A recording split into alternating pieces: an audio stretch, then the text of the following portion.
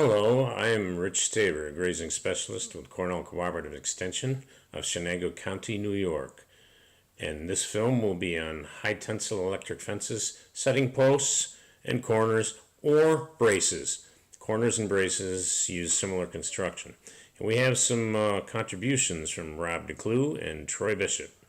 Regardless of the kind of livestock you have, whether it's dairy cattle, beef, sheep, or any kind of livestock, it is extremely critical that you take care of details, that being the setting of the posts and building strong corners. Here we have some excellent examples of a three-way corner, well built. Here's an example of another corner with some gates. And here's an example of a corner under construction. And we're going to end up with a relatively poor example of a corner. That's what you don't want. Building high tensile fences is very time consuming and expensive, so we need to do it correctly right from the beginning. In our planning considerations, we have to keep in mind that we might be bringing machinery into these fields later on. So layout is a completely different topic, but it is worth mentioning. It's also worth mentioning that in our modern fencing systems, we need large diameter posts up to 5 inches, and they've got to go at least 3.5 feet in the ground. And you're not going to be able to achieve the results you need using hand tools and pounding all these posts by hand. One of the best ways to pound these posts is to gain access to one of these hydraulic fence post pounders, which are very expensive, but several agencies may have them for rent, or fencing contractors typically have them. Now here we will watch Troy Bishop on the Knapp Farm in Cortland County, New York, operating the post pounder. There are a number of safety precautions you should follow when using one of these machines, such as wearing eye protection, ear protection, and keeping animals and children away from this operation. As you can see, there's some tremendous weights of steel here and a lot of hydraulic pressure, and those are all potential safety hazards.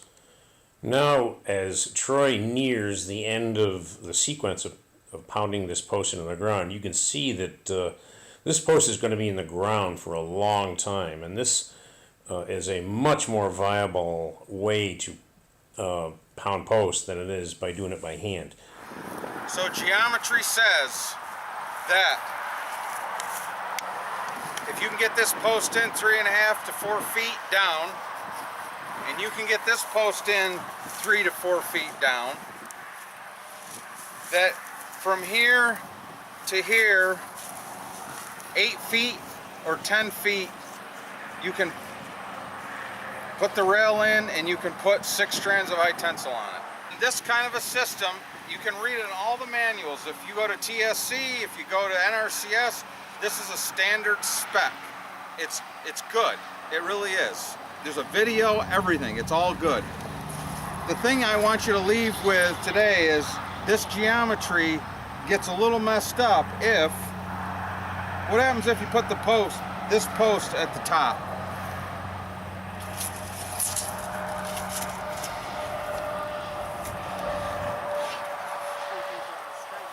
Who does that?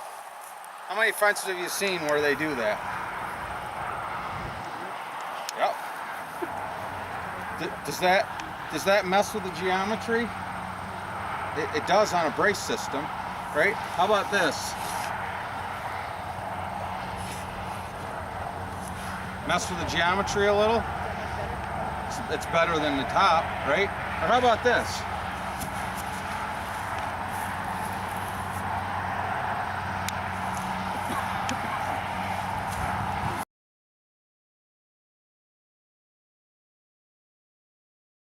So after today, all I want you to remember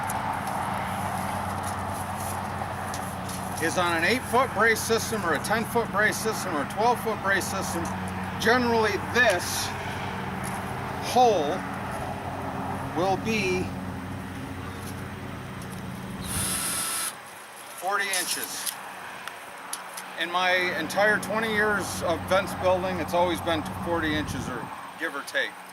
42, 38, and that's, the geometry says that that's where it ought to be for it to put 6 strands of high tensile on it.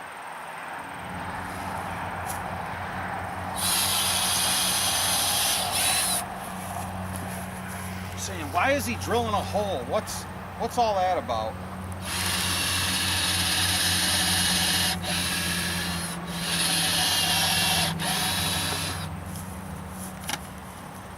Well, you got to hold the rail up. Many people you can use a bolt, right? But what happens to a bolt that's not galvanized? It rusts, right? And when it rusts and it's inside this post, what does it do? It falls down, it rots, right? So you need just as good a components as your 30-year wire. That's why you use these. They're a little more expensive, but you should buy them. You put them in, you put the wire, you put that on.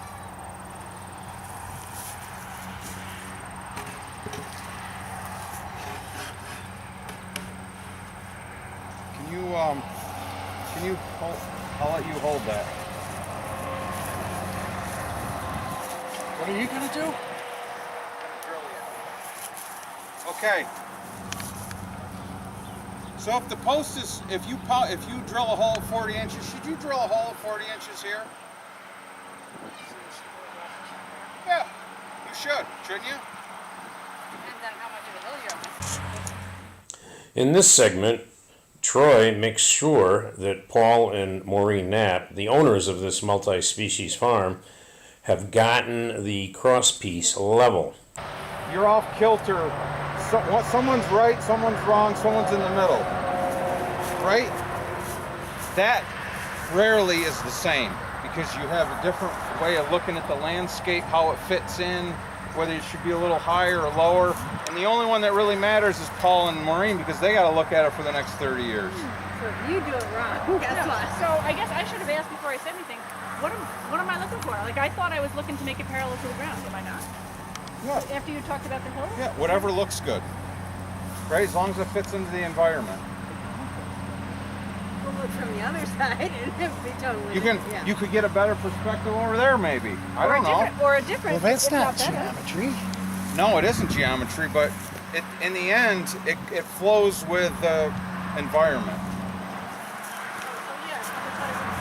We get very linear. We're human. We get linear looking. Oh, if it's 40 there, it's got to be 40 here. No, it's not the way. So you measure the first one out, and then Yep. it's by sight And then you line sight and that the one rest. in. It just needs to be turned because there's. No, now he's going to twist it.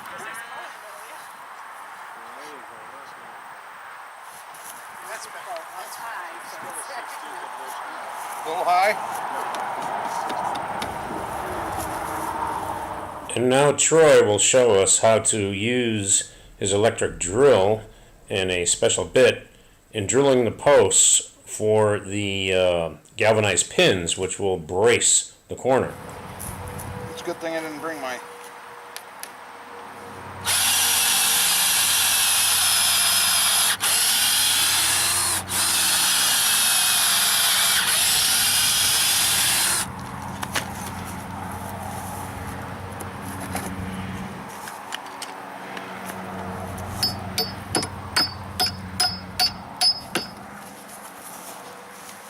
Okay, so you've set the post. You put the big brace wire on here. Now we got to build the brace.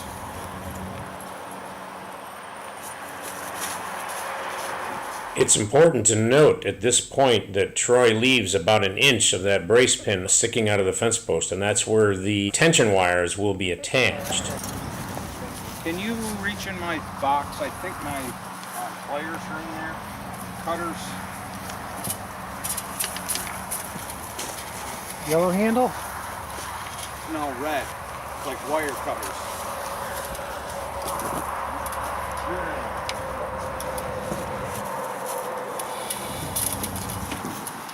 I can tell you've done this once before.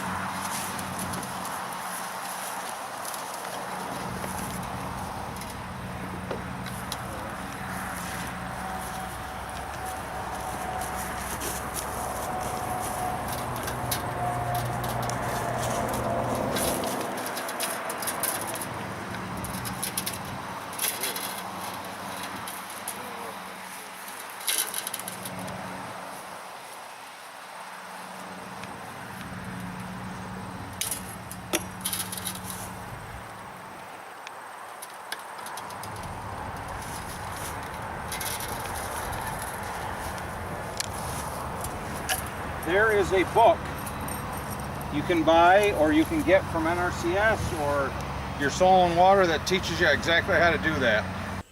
At this point, Troy tightens the wires by hand. The purpose of the twist stick or twitch, it's to tighten the wires and it will maintain the tension on the two brace posts. They're off a couple of years.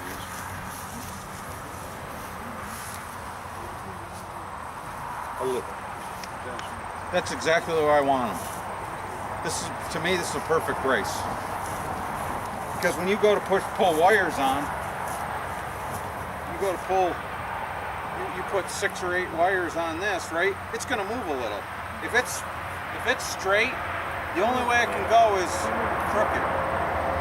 All fence builders should know that if you're going to put high tensile fence in, it's okay to lean. You got to lean the post out a little. Now, do you want it way out here like this? No, but you should. It should never be level. It's always got to lean in it. So this brings us to the end of this film on setting posts and constructing end or corner braces. We hope that the information will prove useful to you in your fencing endeavors.